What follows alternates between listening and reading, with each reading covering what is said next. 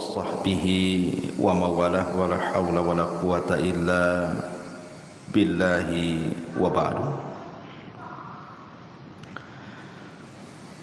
Alhamdulillah, segala puja dan puji hanya milik Allah subhanahu wa ta'ala. Salawat dan juga salam kita hadiahkan kepada Rasul kita Nabi besar Muhammad sallallahu alaihi wa ala alihi wasallam.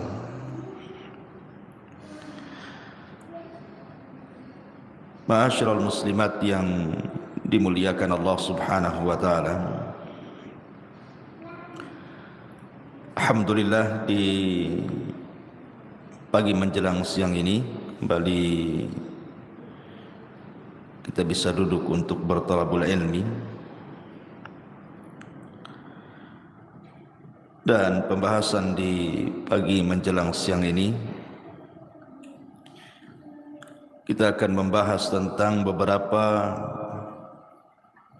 penyesalan manusia di hari yang tidak ada guna penyesalan itu di hadapan Allah subhanahu wa ta'ala.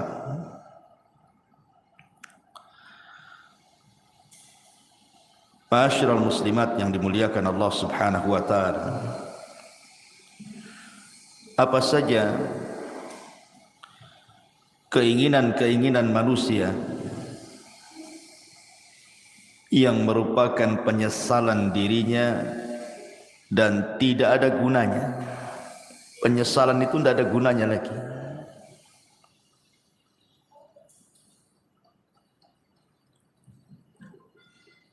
Kalau kita lihat di kehidupan kita ini, kita bertanya kepada orang-orang yang diberikan kekayaan oleh Allah subhanahu wa ta'ala,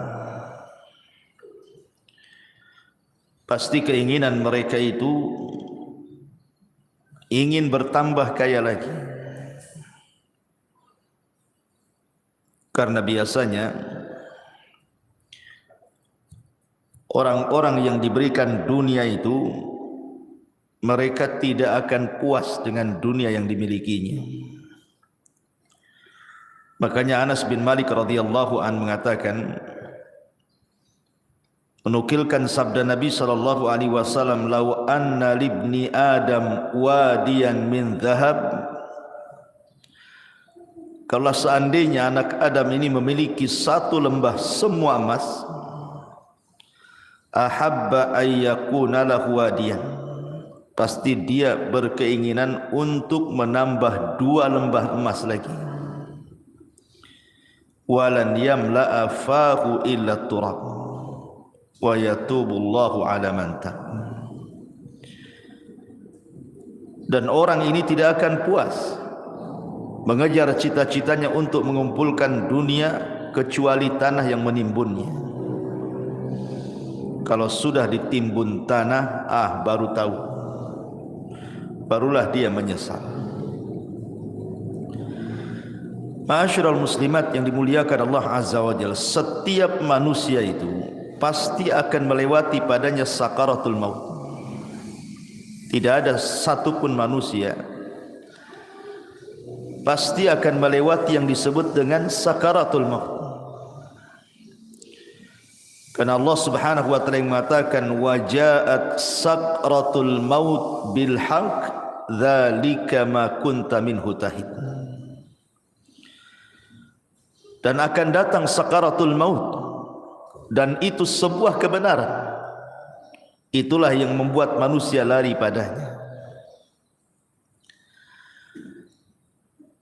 Apabila malaikat maut sudah dekat dengan kita, dan malaikat-malaikat pembantu malaikat maut ikut serta di dalamnya, yang disebut dengan rusulul maut, rasul-rasul kematian. Ketika malaikat maut mulai mencabut nyawa kita, maka dimulai dari ujung jari jemari setiap manusia.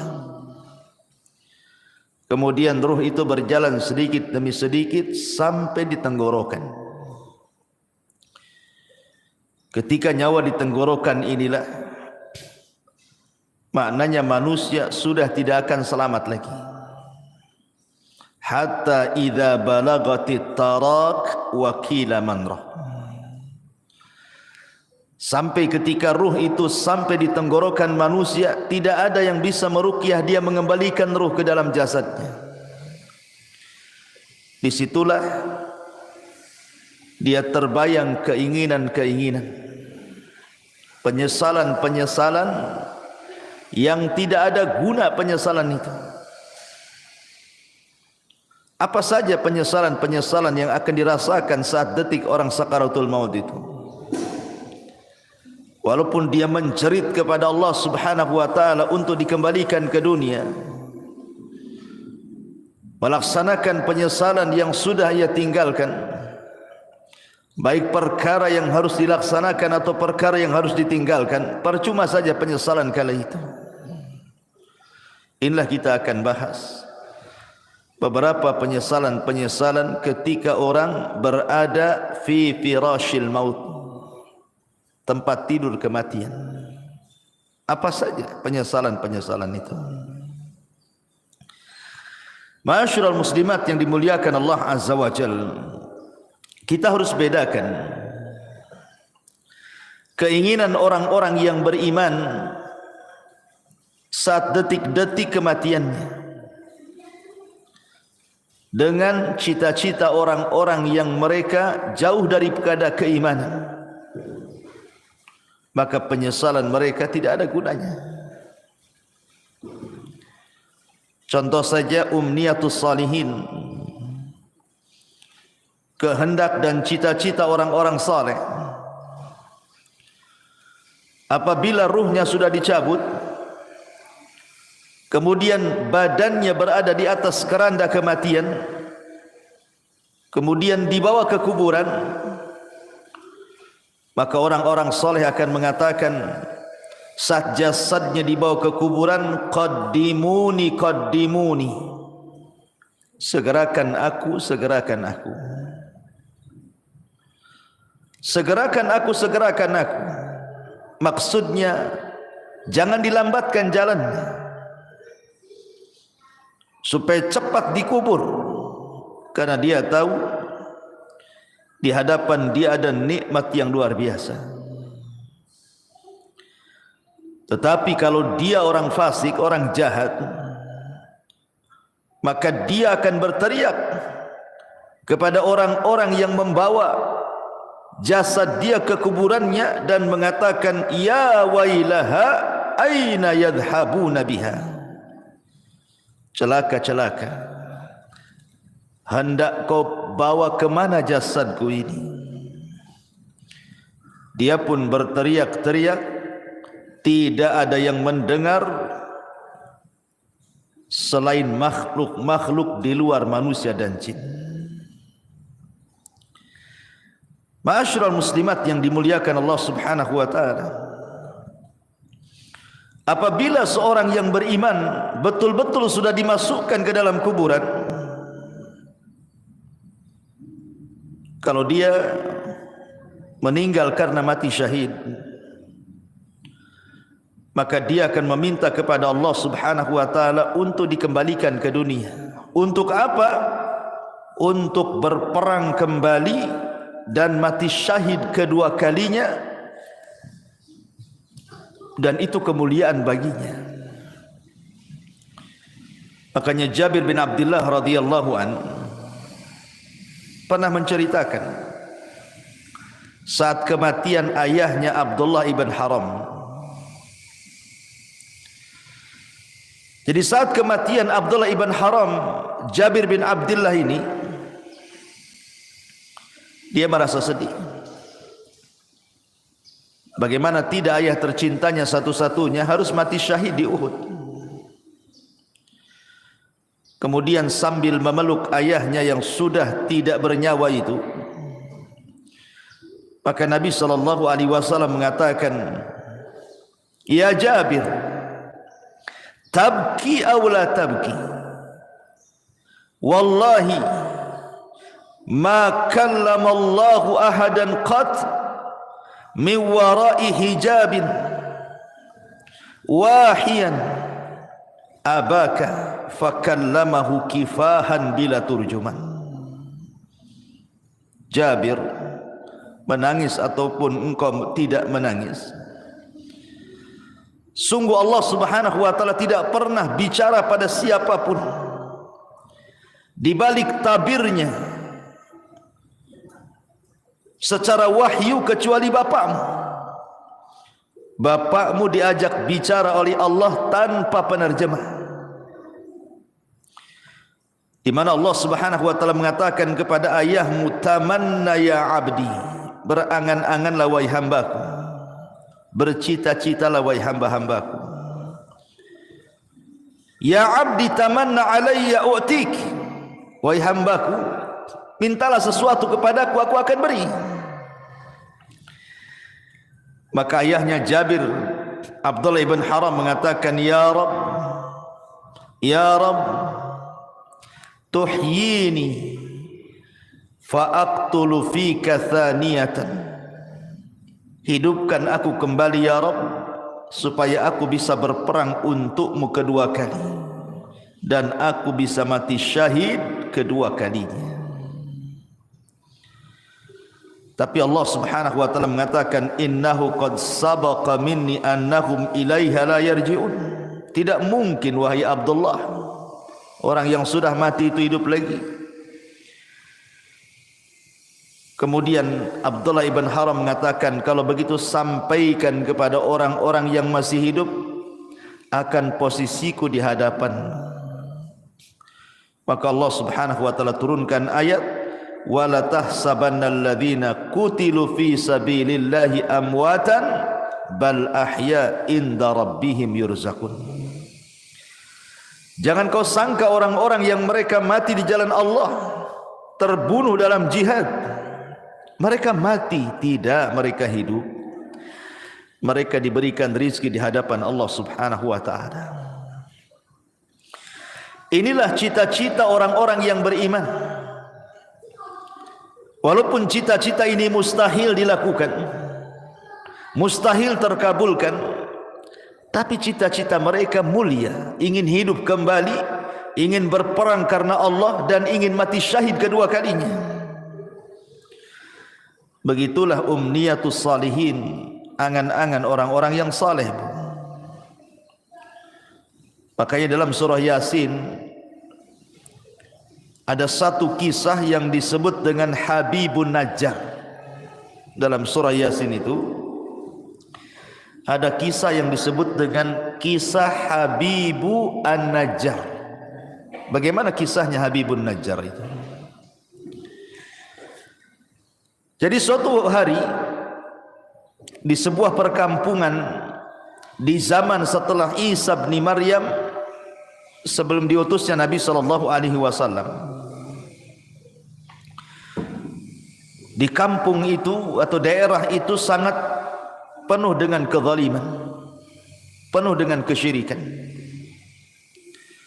Diutuslah oleh Allah Subhanahu wa taala dua nabi untuk mendakwahi kampung tadi.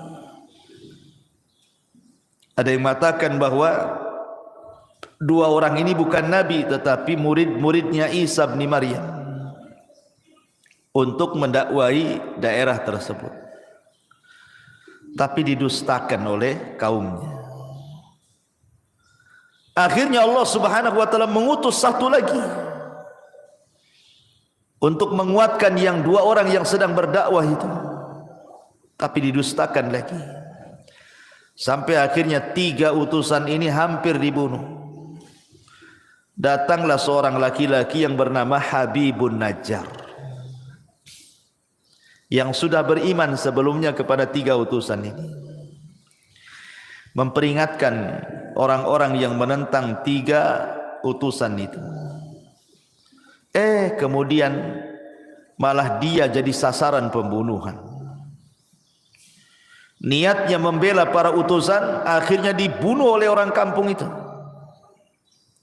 Ketika dia mati, maka ruhnya diperlihatkan sorga dan kenikmatan-kenikmatan di dalamnya. Sampai Allah katakan, qila dkhulil jannah, masuklah kau Habibun Najjar ke dalam surga. Qala, maka Habibun Najjar mengatakan, ya laita qaumi ya'lamun bima ghafara li rabbi wa ja'alani minal mukramin. Duhai kiranya kaumku tahu, duhai kiranya kaumku tahu dengan apa yang Allah berikan dari ampunannya kepadaku, dan dia telah menjadikan aku orang-orang mulia, tentu mereka tidak akan mendustakan para utusan itu, katanya. Itulah umniyatus salihin, cita-cita, keinginan-keinginan orang-orang soleh apabila sudah meninggal. Akan tetapi di sana ada yang disebut dengan umniyatut talihin, keinginan, cita-cita, penyesalan dari orang-orang yang tidak memiliki keimanan, orang fasik, orang jahat. Tetapi keinginan mereka hanyalah sebuah penyesalan, tidak ada guna. Apa saja itu? Pertama, mereka akan menyesal karena mereka meninggalkan sholat. Orang-orang yang sedang sakaratul maut ataupun orang-orang yang sudah mati, maka mereka akan menyesal kenapa ketika mereka masih sehat, masih hidup normal, mereka meninggalkan sholat. Ini yang akan jadi penyesalan orang-orang yang sedang sakaratul maut itu. Kenapa dulu aku meninggalkan sholat? Sampai-sampai disebutkan dalam hadis Abu Hurairah radhiyallahu anhu, suatu hari Nabi SAW lewat di sebuah kuburan. Kemudian Nabi bertanya, man sahibu hadal qabri? Siapa yang dikubur di sini? Rasul bertanya kepada para sahabat, siapa orang yang dikubur di kuburan ini? Maka para sahabat mengatakan, fulan wa fulan, fulan dan fulan wahai Rasul. Maka Nabi SAW mengatakan, rak'atani ahabbu ila hadha min baqiyati dunyakum. Wa fi riwayatin, rak'atani khafifatani mimma tahkiruna yaziduha hadha fi amalihi ahabbu ilaihi min baqiyati dunyakum. Kata Nabi, 2 rakaat lebih dicintai orang yang ada di kuburan ini dibandingkan dunia yang kalian miliki. Dalam riwayat, 2 rakaat solat yang ringan yang kalian remehkan, tapi itu bisa menambah amalannya, itu lebih dicintai orang yang dikubur ini dibandingkan seisi dunia yang kalian miliki. Subhanallah. Orang-orang yang dikubur itu, Bu, atau orang-orang yang sedang sakaratul maut itu, mereka dicita-citakan ingin sholat, walaupun hanya 2 rakaat yang ringan, yang mudah dilakukan. Tapi apalah gunanya penyesalan itu? Menyesal dia kenapa tidak sholat, menyesal kenapa dia tidak melakukan 2 rakaat sholat. Tapi apa gunanya penyesalan itu? Tidak ada guna. Tidak ada guna penyesalan itu. Padahal Nabi SAW saat detik-detik wafatnya, apa kata Rasul? As-salatu salat wa ma malakat aimanukum.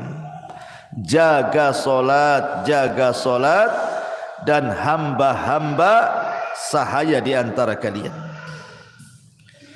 Bahkan Umar bin Khattab radhiyallahu an, saat detik-detik wafatnya, Umar sampai mengatakan, la hadza fil Islam liman tarakas salat. Tidak ada bagian dalam Islam, kata Umar, bagi orang yang tidak melaksanakan salat. Itu di akhir-akhir usia Umar, saat detik wafatnya, dia ingatkan soal salat. persis seperti wasiat Nabi sallallahu alaihi wasallam, as-salatu shalah wa ma malakat aymanukum. Maka sebelum waktu itu akan datang, penyesalan akan diungkapkan.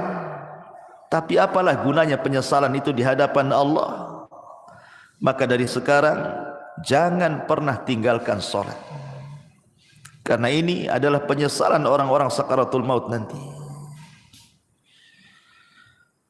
Tapi heran hari ini kan, Masya Allah ya, orang yang meremehkan solat itu kayaknya biasa-biasa saja, kayak nggak berdosa saja orang tak solat tuh, kayak nyantai gitu deh Bu ya. Kalau kita tanya sama orang yang tidak solat tuh, kenapa kok tak solat, katanya, nanti katanya, kalau sudah dapat hidayah, katanya. Ngomongnya enak saja kayak gitu juga. Bukankah engkau seorang muslim, kenapa kau tidak solat, katanya. Entah kenapa saya malah solat, katanya. Kayaknya bukan beban bagi dia gitu ya. Padahal orang yang meninggalkan solat itu bisa kafir tuh. Kata Nabi sallallahu alaihi wasallam, al-ahdu bainana wa bainakumus salat faman tarakaha faqad kafar.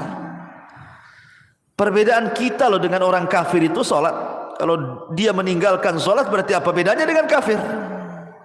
Makanya Rasul mengatakan faman tarakaha faqad kafar. Siapa yang meninggalkan bisa kufur dia.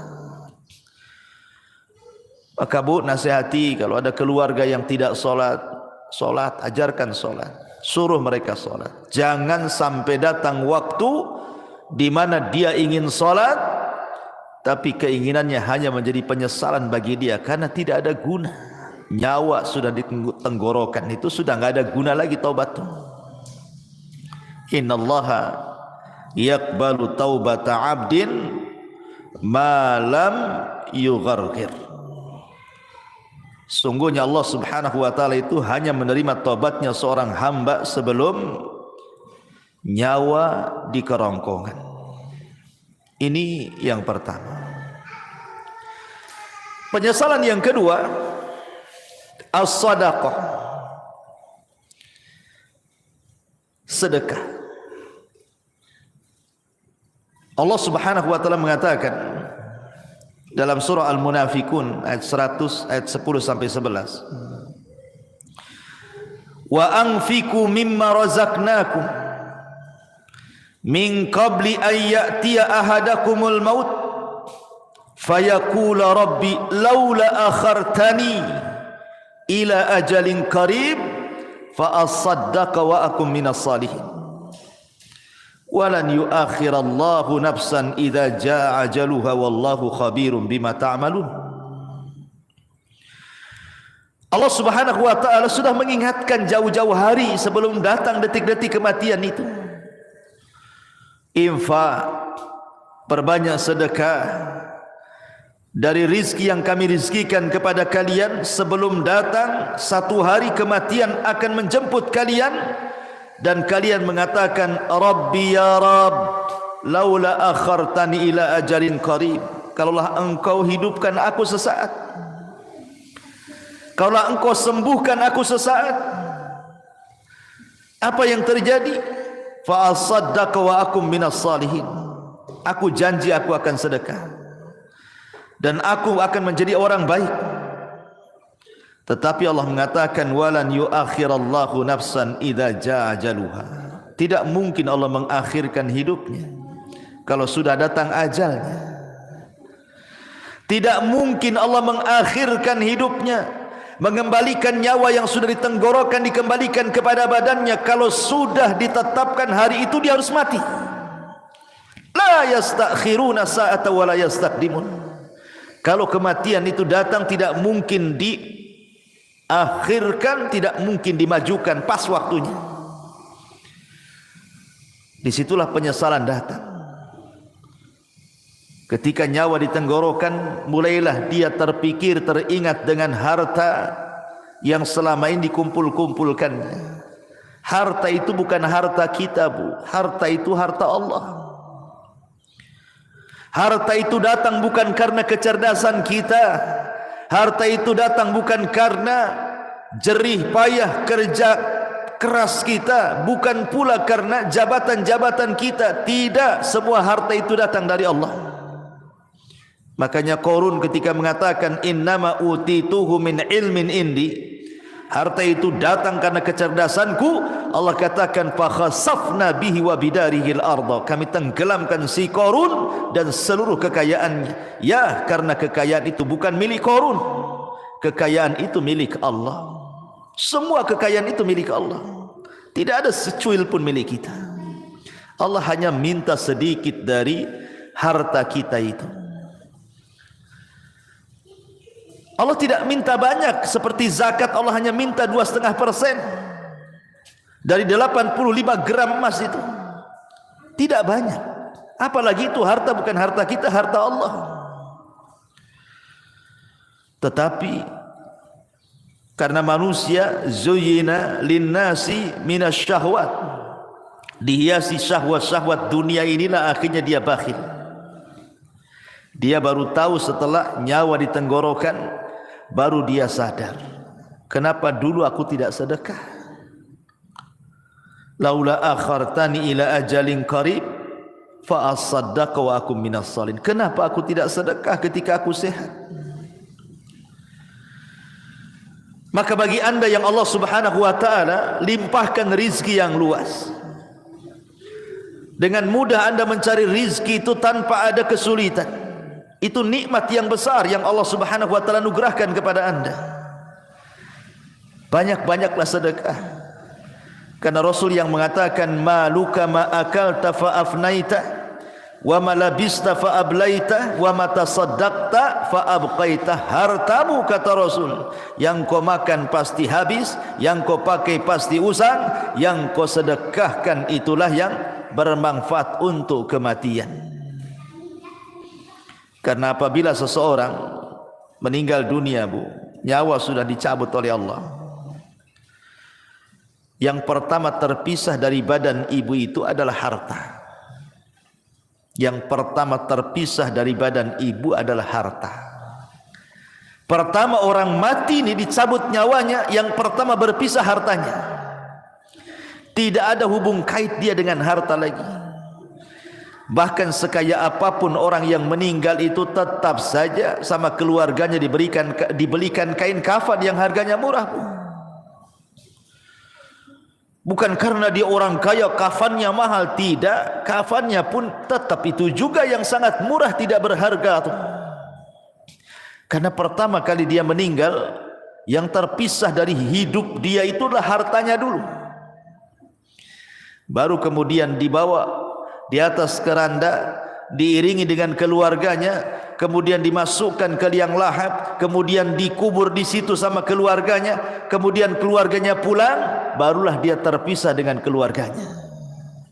Tapi yang pertama terpisah dari badannya adalah hartanya. Di saat itulah dia menyesal dan mengatakan laula akhartani ila ajalin qarib fa asaddaqa wa akum minas salihin. Ya Rabb, kalaulah engkau akhirkan kehidupanku sesaat, tidak apa-apa, aku akan sedekahkan tuh harta-hartaku tuh, dan aku akan termasuk orang yang baik. Tetapi apakah umniyatut talihin ini, cita-cita orang-orang yang seperti ini bermanfaat bagi dia? Tidak ada guna. Harta sebanyak apapun kalau anda sudah meninggal, harta itu tidak bisa diambil lagi oleh anda, kan? Karena sudah menjadi rebutan ahli warisnya. Kenapa ketika kita masih hidup kita tidak sedekah? Ketika sudah mati baru kita teringat sedekah. Itu namanya penyesalan yang tidak guna, Bu. Penyesalan yang tidak ada guna bagi dia. Percuma penyesalannya. Ini yang kedua, sedekah. Yang ketiga, al-amalus salih, beramal saleh. Allah subhanahu wa ta'ala berfirman dalam surah Al-Mu'minun ayat 99 sampai 100. Allah mengatakan hatta idza jaa ahadahumul mautu qala rabbirji'uni la'alli a'malu salihan fima tarak kalla innaha kalimatun huwa qailuha wa min waraihim barzakhun ila yaumi yub'atsun. Hatta idza ja'adahumul maut, apabila kematian datang kepada salah seorang di antara mereka, qala, dia pun mengatakan, Rabbirji'uni, ya Allah, kembalikan aku ke dunia walaupun sesaat. La'alli a'malu salihan, agar aku bisa beramal saleh. Fima tarak, terhadap apa yang kutinggalkan selama aku masih hidup. Jadi orang-orang ini, Bu, apabila nyawa di tenggorokan, apabila nyawa sudah di tenggorokan, sudah tidak mungkin diselamatkan, tidak mungkin lagi hidup lagi orang ini, maka dia akan menjerit-jerit dan mengatakan, Rabbirji'uni, Rabbirji'uni, ya Allah, kembalikan aku ya Allah. Untuk apa? La'alli a'malu salihan, agar aku bisa beramal saleh. Agar aku bisa beramal saleh. Fima tarak, dulu aku tinggalkan itu. Tapi Allah bantah dengan mengatakan, kalla innaha kalimatun huwa qailuha. Ya Abdullah, mustahil, itu angan-anganmu saja. Mustahil kau dikembalikan, itu angan-anganmu saja. Wa min waraihim barzakhun ila yaumi yub'atsun, karena antara dirimu dan dunia itu ada dinding pemisah yang disebut dengan barzah. Mustahil kau kembali ke dunia. Maka sebelum datang penyesalan yang tidak ada guna itu, Bu, perbanyak amal soleh. Perbanyak amal soleh. Amal soleh kan banyak, baik yang bermanfaat untuk diri sendiri ataupun amal soleh yang bermanfaat untuk orang lain. Sekecil apapun amal itu pasti akan dibalas oleh Allah. Wa man ya'mal mithqala dzarratin khairan yarah wa man ya'mal mithqala dzarratin syarran yarah. Tapi apalah gunanya umniyatu talihin ini? Kalau sudah detik-detik wafat tiba-tiba mikir amal saleh, enggak ada guna. Enggak ada gunanya. Yang ada dia akan dipertanggungjawabkan di hadapan Allah Subhanahu wa taala. Ini yang ketiga. Yang keempat, orang-orang yang akan menyesal saat detik-detik sakaratul maut adalah ketika di dunia dia tidak pernah membaca Al-Quran. Di dunia dia tidak pernah membaca Al-Quran. Sampai ada, Bu, di masyarakat itu yang usianya sudah 40 tahun, 50 tahun, 60 tahun, bahkan 70 tahun pun tidak pernah tangannya memegang mushaf Al-Quran. Tidak pernah lisannya menggerakkan untuk membaca Quran. Subhanallah. Di masyarakat itu ada, dia muslim KTP-nya, tapi sama Quran itu tidak pernah baca. Apalagi ketika Allah memberikan fitnah kepada kita berupa handphone ini, dia bisa loh mengikuti berita politik, berseri. Hari ini apa beritanya, besok apa beritanya, lusa apa beritanya, terus diikuti itu. Orang berkasus disidangkan di pengadilan, kita tidak ada hubungan kerabat dengan dia, Bu. Diikuti kasusnya. Cemana sidang hari ini, cemana sidang besok, cemana sidang lusa, padahal nggak ada manfaatnya untuk kita tuh. Ibu bukan saudara dia, dia pun bukan saudara ibu. Sibuklah ibu cerita tentang persidangan dia, disibukkan hari-hari. Belum lagi yang nonton kuliner tuh, diikutilah itu. Apa nih hari ini dia masak apa nih, besok masak apa, lusa masak apa gitu. Atau artis tertentu yang suka mamer-mamerkan kekayaan itu, Bu, diikutilah blognya itu, jadi subscribe-nya lagi, langganan dia. Wah, ini baru ngupload nih si aktris ini, Apalah gunanya ibu dengan artis itu? Nggak ada guna kan? Manfaatnya apa? Dia yang kaya, ibu yang dalam ludah yang nengok di handphone itu kan? Nggak ada guna tuh. Ngapain ngikut-ngikut kayak gitu itu?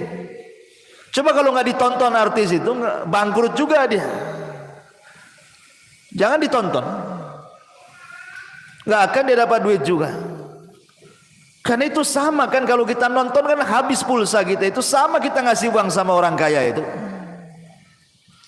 Ibu sudah miskin, artis ini kaya, nonton program dia. Uang kita habis di pulsa, dia pula dapat duit. Akalnya di mana coba? Hilang akalnya orang tuh. Hari-hari kok bisa dia ngikutin tuh ya? Padahal yang ditontonkan kepada kita itu tidak ada guna dunia akhirat tuh. Tidak menambah kekayaan kita, ya tidak menambah pahala kita. Yang ditonton dia sedang pamer-pamer rumah, pamer-pamer kendaraan, pamer-pamer jalan-jalan, pamer-pamer anaknya, pamer-pamer istrinya, suaminya. Na'udzubillah, thumma na'udzubillah. Ittaqillah, bertakwa kepada Allah, bertakwa, takut kepada Allah. Masih ada program yang manfaat di handphone itu. Bisa kita dengarkan mengaji, murotal, ustaz-ustaz ceramah. Adalah manfaat itu. Kalaulah tidak manfaat dunia, manfaatlah untuk akhirat. Ya. Sekarang tidak ada alasan orang tidak mengaji itu, karena sekarang handphone sudah di tangan masalahnya, dan aplikasi Quran ada di dalamnya. Kalau dulu orang nenteng-nenteng mushaf itu mungkin malu.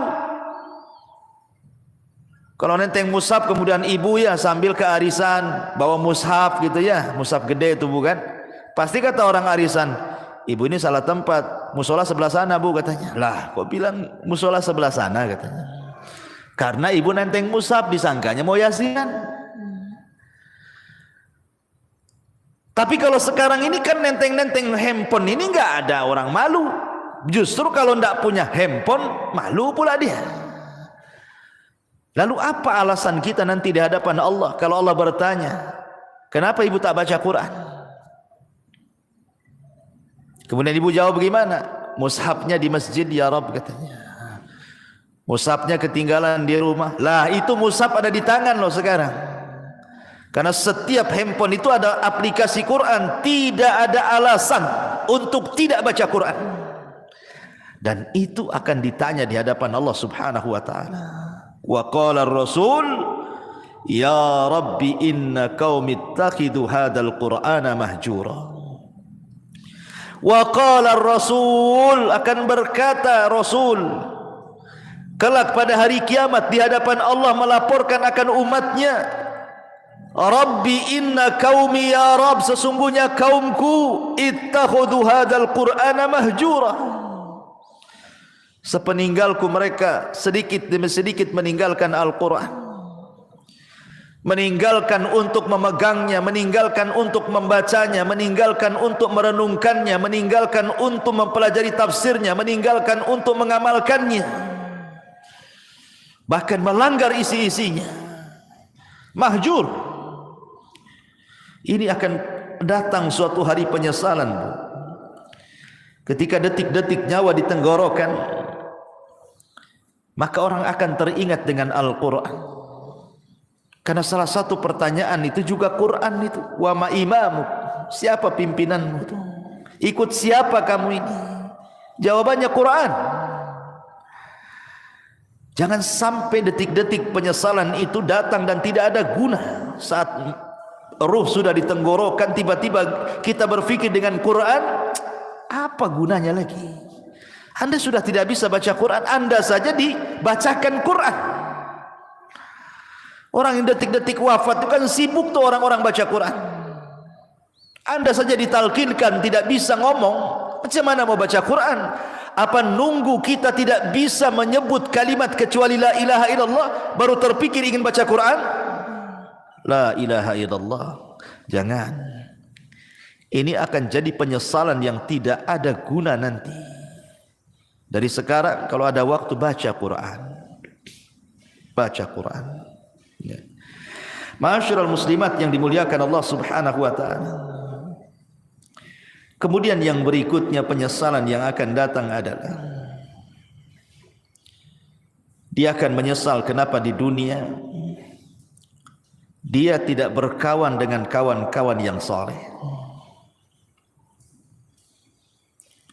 Karena di dunia ini kan orang terkadang menghabiskan waktu dengan kawan-kawan yang tidak ada manfaat untuk akhirat. Kita lihat para pengusaha, orang-orang kaya itu, ya kawannya sesama pengusaha kan. Kalau orang miskin ya sama orang miskin lah kawannya kan. Pengusaha tak mau juga berkawan sama ibu pula. Ya. Biasanya kan begitu kan. Kawan itu kan seprofesi itu. Pamanya olahraga lah kan itu. Kalau pemain bola ya pasti berkawan dengan pemain bola. Nah mungkin lah pemain bola berkawan dengan bulu tangkis, nggak nyambung tuh. Lah terkadang, subhanallah, kadang-kadang ya kita tidak hendak membicarakan lain-lain, ini hanya sekedar nasihat saja ya. Kadang ada orang tuh bergelut dengan dunia olahraga. Anggaplah dia mungkin timnas gitu ya. Hari-hari main bola saja tuh. Pagi latihan bola, siang latihan bola, sore latihan bola. Kawannya dengan orang-orang bola itu saja tuh. Besoknya gitu lagi, besoknya gitu lagi. Terkadang di antara mereka ada yang meninggalkan sholat, bahkan tidak sholat, bahkan mungkin kawannya orang kafir yang jelas-jelas kafir kan gitu. Olahraga itu tidak diharamkan, bahkan boleh jadi itu sebuah hal yang dianjurkan untuk kesehatan. Tapi kalau itu menjadi tujuan hidup, 1 hari, 2 hari, 1 bulan, 2 bulan, 1 tahun, 3 tahun, sampai habis waktunya hanya untuk memikirkan bola saja, ini akan jadi penyesalan. Akan jadi penyesalan. Orang-orang kaya yang berbisnis hanya hubungannya dengan orang kaya saja. Setiap ketemu bicara bisnis, setiap nelpon bicara bisnis. Pokoknya di otaknya bisnis, bisnis, bisnis, bisnis. Tidak ada diluangkan waktu untuk ibadah, itu tidak ada. Dari mulai dia muda sampai dia tua, itu aja kawannya. Tidak mau dia berkawan dengan orang soleh, dengan ustaz, dengan kiai, dengan ajengan, dengan teman-teman yang rajin ke masjid. Tidak ada. Hanya disibukkan, dilalaikan dengan dunia saja. Atau hari ini mungkin kawannya handphone lah. Seperti yang saya sudah contohkan tadi. Disibukkan dengan nengok blog artis, terus itu aja ditonton. Sibuk komen-komen sana sini. Ini akan jadi penyesalan Bu pada hari kiamat. Bahkan dia akan meminta kepada Allah Subhanahu wa taala, di mana penyesalannya akan dikemukakan di hadapan Allah, sebagaimana Allah katakan dalam surah Al-Furqan 27, wa yauma ya'addu dzalimu ala yadayhi yaqulu ya laitani ittakhadtu ma'ar rasuli sabila ya wailata laitani lam attakhid fulanan khalila.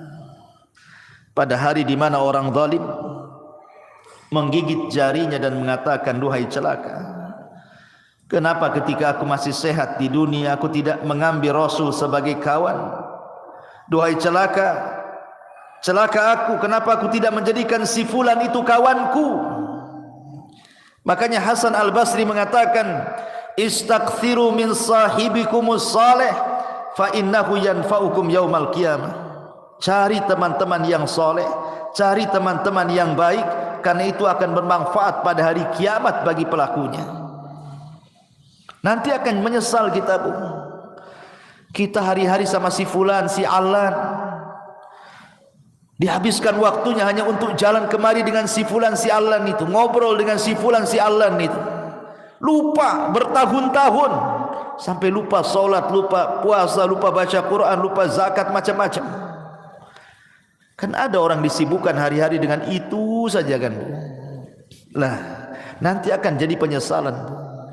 Cari teman-teman yang baik, cari teman-teman yang saleh, supaya jangan jadi penyesalan di hadapan Allah Subhanahu wa taala. Ini kalau orang sudah sakaratul maut, tiba-tiba kemudian berpikir, kenapa aku tidak ke masjid?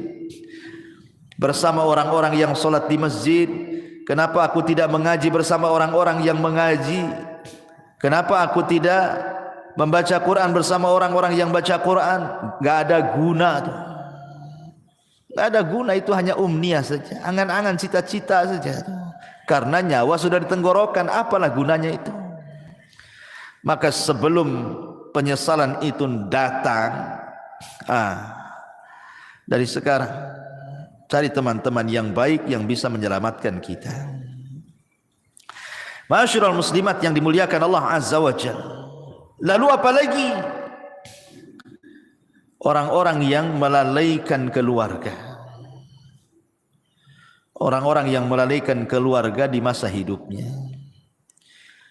Boleh jadi dia biarkan anak-anaknya bermaksiat kepada Allah. Orang tuanya membiarkan anaknya seperti itu. Anaknya membuka aurat, dibiarkan saja. Tidak pernah disuruh menutup aurat atau diberikan jilbab untuk menutup aurat. Anaknya hilang bergaul dengan siapa, tidak pernah ditanya, nak siapa kawanmu itu? Solat tidak, pakai jilbab tidak, macam mana dia agamanya, tidak pernah ditanya. Kalau sudah keluar les, yang penting dia balik, ya kan? Tidak ada kecemburuan. Tidak ada kecemburuan kepada keluarga. Terutama kepala-kepala rumah tangga itu disebut dayus namanya. Dayus itu orang yang dilaknat Allah karena tidak punya kecemburuan kepada keluarganya. Jangan sampai seperti yang Allah katakan, antakula nafsun ya khasrata ala ma farrattu fi jambillah. Jiwa akan mengatakan, duhai aku rugi, ma farrattu fi jambillah, berapa banyak kemudian kelalaian-kelalaian yang aku lalaikan di sisi Allah. Aku tidak mengurus keluargaku, tidak bertanggung jawab kepada keluargaku, tidak mengarahkan mereka ke dalam agama, tidak mengarahkan mereka untuk salat, untuk baca Quran, untuk belajar agama. Semua akan ditanya nih. Semua akan ditanya dan akan menjadi penyesalan kelak pada hari kiamat. Amanah ini akan ditanya. Ya hasrata ala ma farrattu fi jambillah. Ma'asyiral muslimat yang dimuliakan Allah Subhanahu wa taala.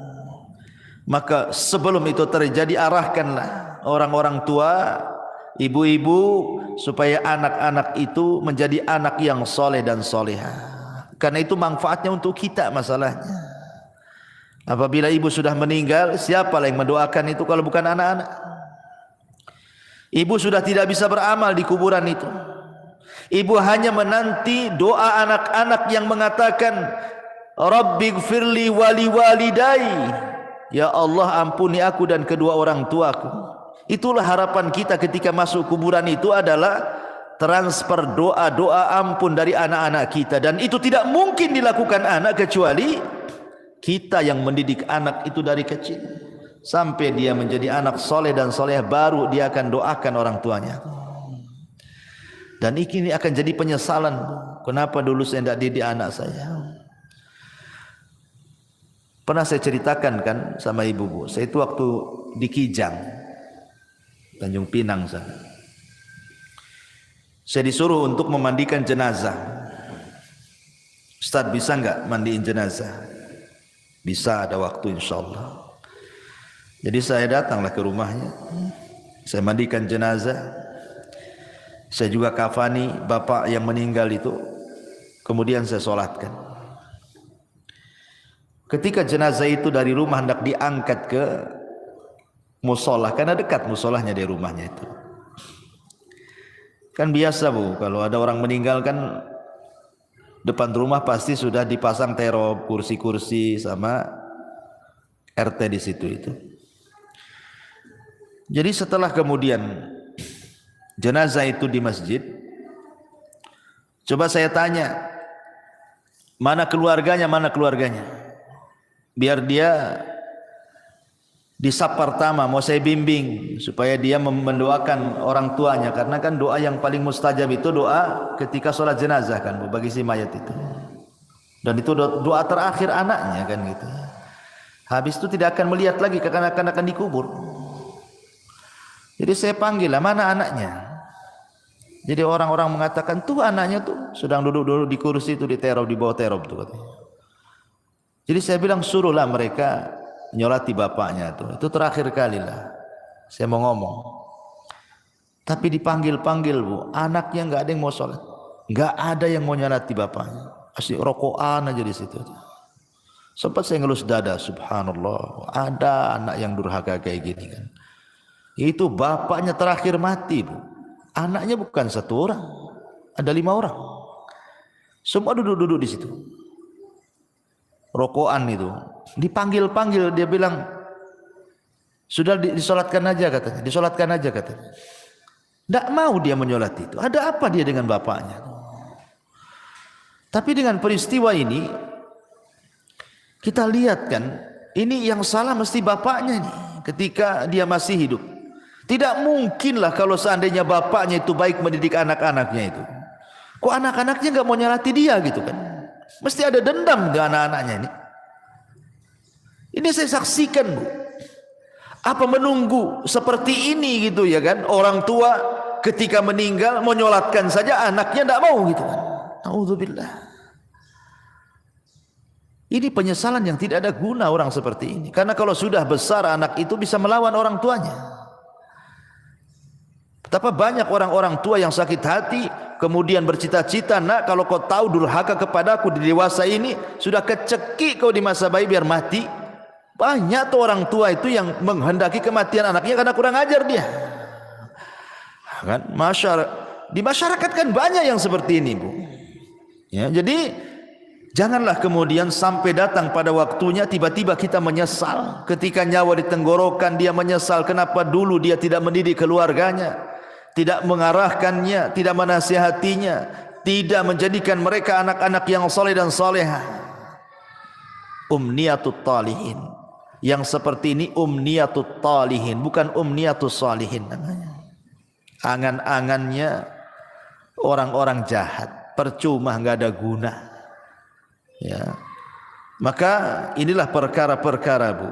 Jangan sampai seseorang itu di detik-detik wafatnya banyak hal yang dicita-citakan tetapi tidak mungkin terlaksana dan tercapai karena sudah tidak ada lagi hubungan antara kehidupan dunia. Kita sudah masuk alam barzah masalahnya, alam kematian. Ada barzah di situ pemisah. Dan kalau orang sudah masuk kubur itu tidak mungkin sholat, puasa, zakat, haji, tak mungkin. Dia sedang sibuk dipertanggungjawabkan di hadapan Allah semua amalannya. Sedang ditanya man rabbuka wa man nabiyuka wa madinuk. Sehingga disitulah banyak orang yang menyesal. Wallahu a'lam bishawab. Inilah perkara-perkara yang akan menjadi bahan penyesalan bagi orang-orang saat detik-detik wafat ataupun setelah kematian. Wallahu a'lam. Mudah-mudahan yang sedikit ini ada manfaatnya bu. Silakan kalau ada yang mau bertanya, tafadhal.